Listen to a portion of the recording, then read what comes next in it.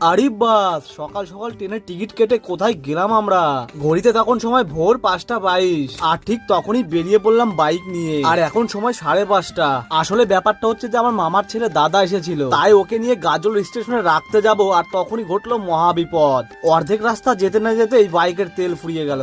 আর এত ভোরবেলায় এখনো দোকান খোলেনি, তেল পাবো কি করে ওটাই ভাবছিলাম। আর আমি বিষয়টা আগের থেকে অনুমান করতে পেরেছিলাম যে আমার বাইকের তেল হয়তো ফুরিয়ে যাবে মাঝ রাস্তায়, আর সেটাই হলো আমার সাথে। তারপরে কাকুকে ফোন করেছিলাম দোকান খোলার জন্য। তো যাই হোক, কাকু আমার উপর মায়া দেখিয়ে তার ছেলেকে পাঠিয়ে দিল, আর ছেলের কাছ থেকে আমরা 1 লিটার তেল নিয়ে নিলাম। কাকুকে অনেক ধন্যবাদ এত ভোরবেলায় আমাকে তেল দেওয়ার জন্য। তারপরে আর কি, ভোরবেলা স্নিগ্ধ হাওয়া খেতে খেতে সুন্দর পরিবেশ দেখতে দেখতে আমরা পৌঁছে গেলাম গাজল স্টেশনে। আর স্টেশনে পৌঁছে দেখি তখন বাজে 6:22, মানে আমাদের 1 ঘন্টা লেগে গেছিল রানীগঞ্জ থেকে গাজল আসতে। তো যাই হোক, ট্রেন আসতে এখনো লেট আছে। এরপরে দাদা গিয়ে টিকিটটা কেটে নিয়ে আসলো, আর দাদা যাবে গাজল থেকে বোলপুর শান্তিনিকেতন, যেটা দূরত্ব 215